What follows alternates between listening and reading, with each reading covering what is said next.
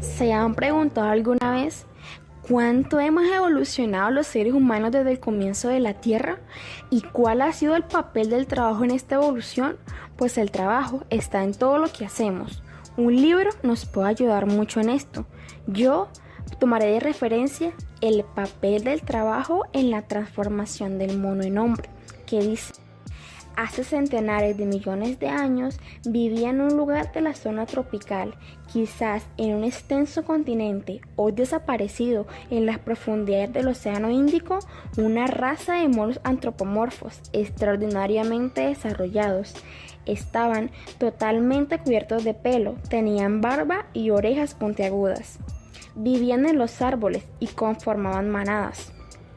Estos monos se acostumbraron a presidir de las manos para caminar en los suelos, ya que las utilizaban para más actividades, como trepar, y así empezaron a adoptar más y más una posición erecta. Este fue el paso decisivo para el tránsito del mono en hombre.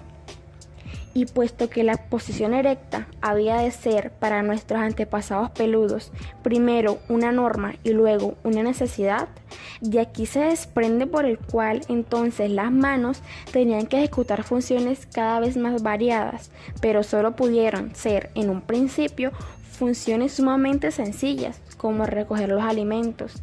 Pero ya se había dado ese paso decisivo, la mano era libre y podía adquirir ahora cada vez más destreza y habilidad.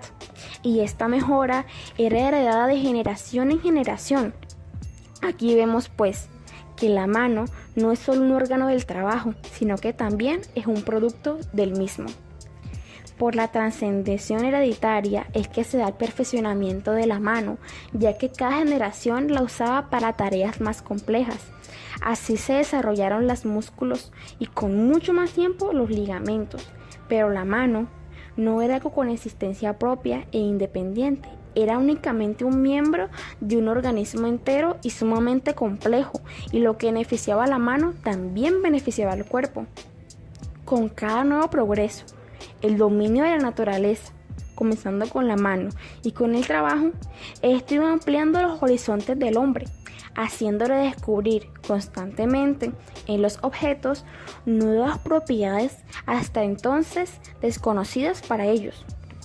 Por otra parte, el desarrollo del trabajo, al multiplicar los casos de ayuda mutua y la actividad conjunta, y al demostrar las ventajas de esta actividad para cada individuo, lleva a que tuviera necesidad de decirse algo los unos a los otros.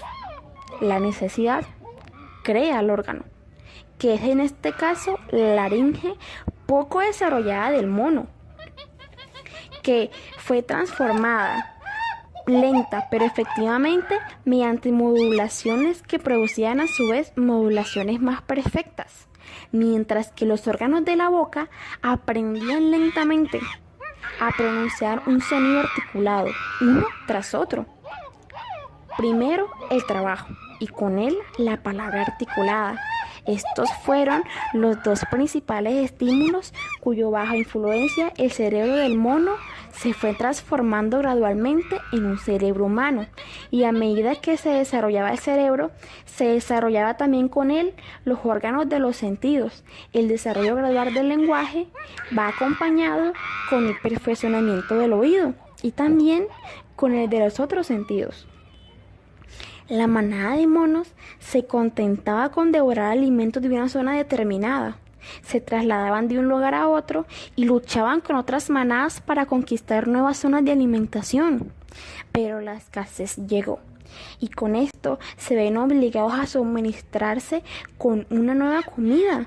Con esto nace la elaboración de instrumentos de caza y de pesca, que a su vez también eran utilizados como armas para defenderse. Y esto trajo consigo la alimentación mixta, lo que significa un nuevo paso sumamente importante en la transformación de mono a hombre.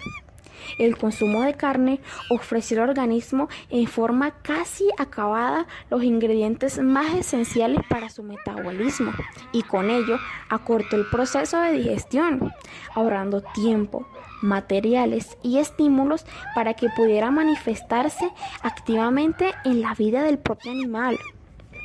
contribuyendo poderosamente en dar fuerza física e independencia al hombre en formación.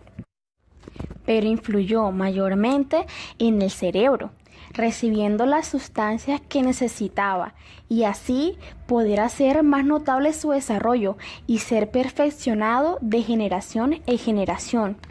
Todo esto significó nuevos avances de importancia. El fuego trajo consigo aumentar el proceso de digestión, porque era mejor la comida cocida, y la domesticación aumentó la reserva de alimento y también proporcionó alimentos nuevos como la leche y los huevos, que contaban con la misma importancia y el valor que la carne. El hombre ya había aprendido a comer todo lo comestible. Aprendió de la misma manera a vivir en cualquier clima, se extendió por toda la superficie habitable de la tierra, siendo el único animal capaz de hacerlo por voluntad propia. Esto creó nuevas necesidades al obligar al hombre a buscar habitación y a cubrir su cuerpo del frío y de la humedad. Gracias a la mano, los órganos del lenguaje y el cerebro, los hombres aprendieron poco a poco a resolver tareas de más complejidad y a plantearse objetivos cada vez más elevados. El trabajo se diversificó y se perfeccionaba de generación en generación, extendiéndose a nuevas actividades. La caza y la ganadería trajeron la agricultura y más tarde el hilo y el tejido, el trabajo de los metales, la alfarería y la navegación, también las artes y la ciencia. De las tribus nacieron las naciones, de las naciones los estados. Se desarrolló el derecho y la política, y con ello el reflejo fantástico de las cosas humanas en la mente del hombre, la religión. El rápido progreso de la civilización fue atribuido exclusivamente a la cabeza del hombre, al desarrollo de la actividad del cerebro. Los hombres se acostumbraron a explicar sus actos por sus pensamientos, en lugar de buscar una explicación en sus necesidades.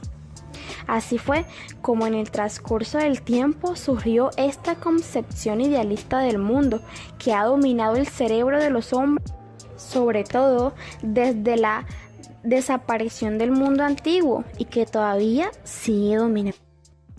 ¿No les parece increíble toda nuestra transformación desde el principio y toda la historia que aún nos falta por conocer? Muchas gracias.